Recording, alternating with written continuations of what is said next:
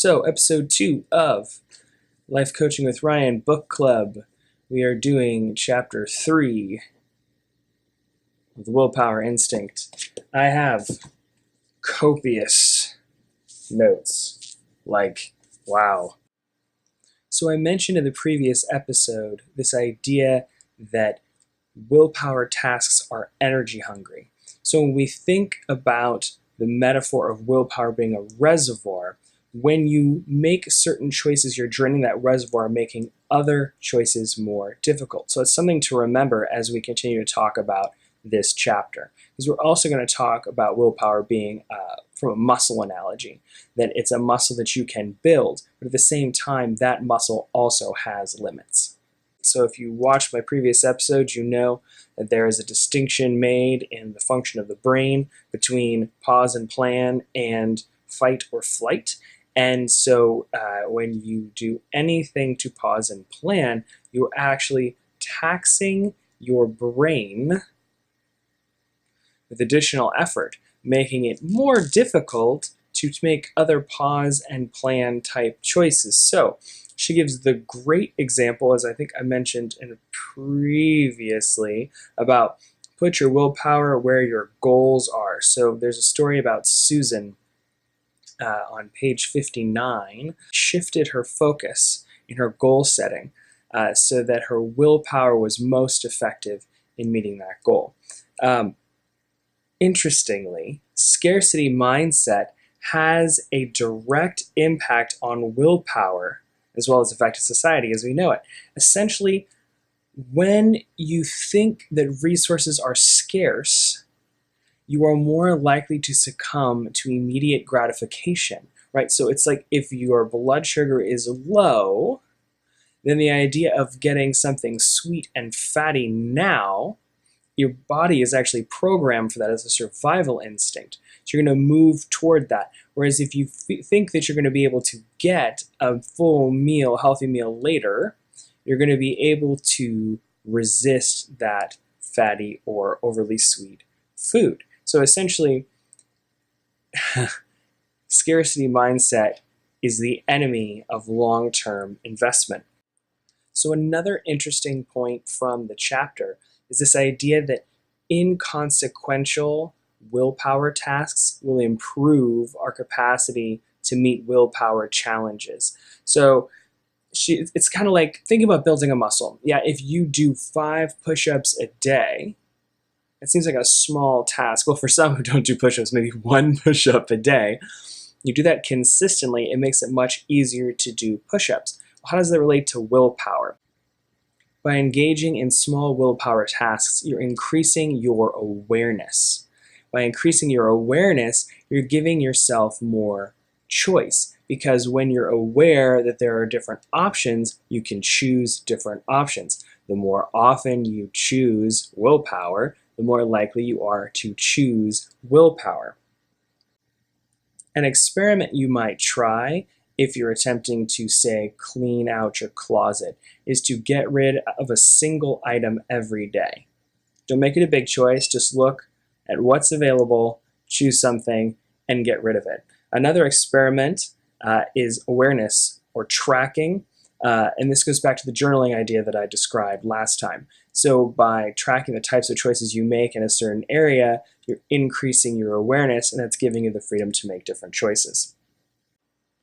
So another interesting idea when we talk about the limits of willpower is the lesson of endurance athletes who are able to push past exhaustion. And essentially, the lesson to be learned is that what you think is your limit is not likely your limit. When you think you're tired, okay, yes, you're tired, but it's your brain convincing you not to push further because it doesn't want your body to receive harm.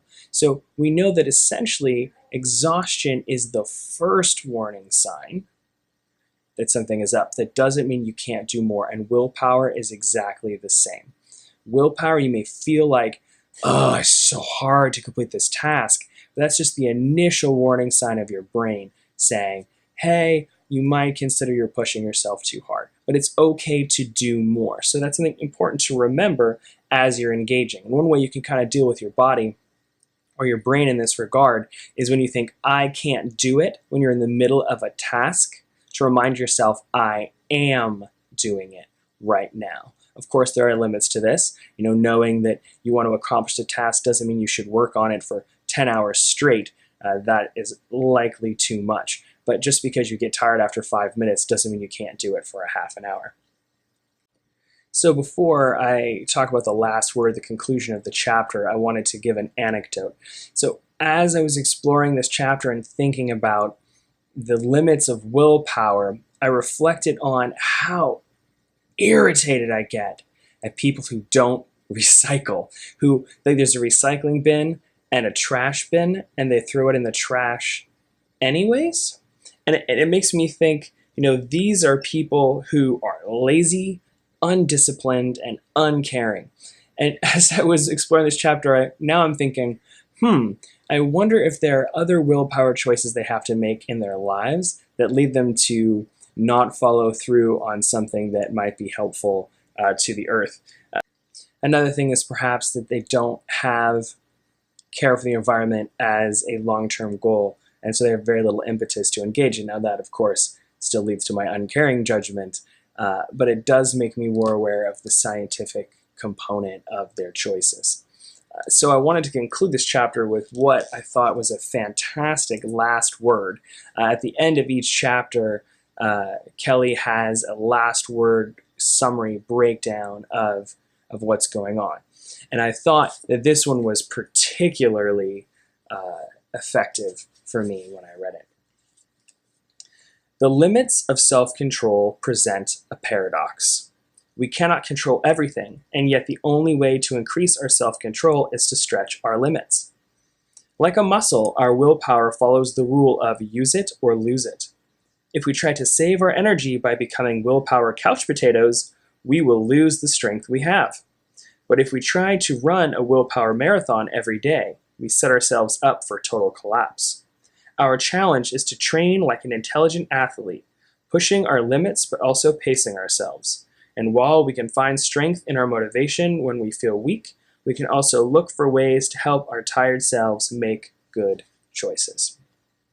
I thought this was very important in the context of the previous conversation we had about self-compassion. When we stretch our limits, we need to still have compassion. We need to still respect the challenge that we are meeting to be able to nourish ourselves, to get the right amount of sleep, the right types of food, etc., etc. So for this episode, unlike other episodes, I'm actually going to limit it to just the one chapter because there was so much information there and so many opportunities for practice. So in my next episode, I'm actually going to bundle chapters 4 and 5 that have some related content, and in the following I'll do 6 and 7. I will be releasing an extra episode this week for 4 and 5, expected about Wednesday. So what I'd like you to tell me in the comments for this episode is, if you were an endurance athlete and your willpower challenge was your athletic challenge, what would motivate you to keep going and complete it? I hope you're having a fantastic day. I hope you have a fantastic week, and I'll be seeing you next time. Bye.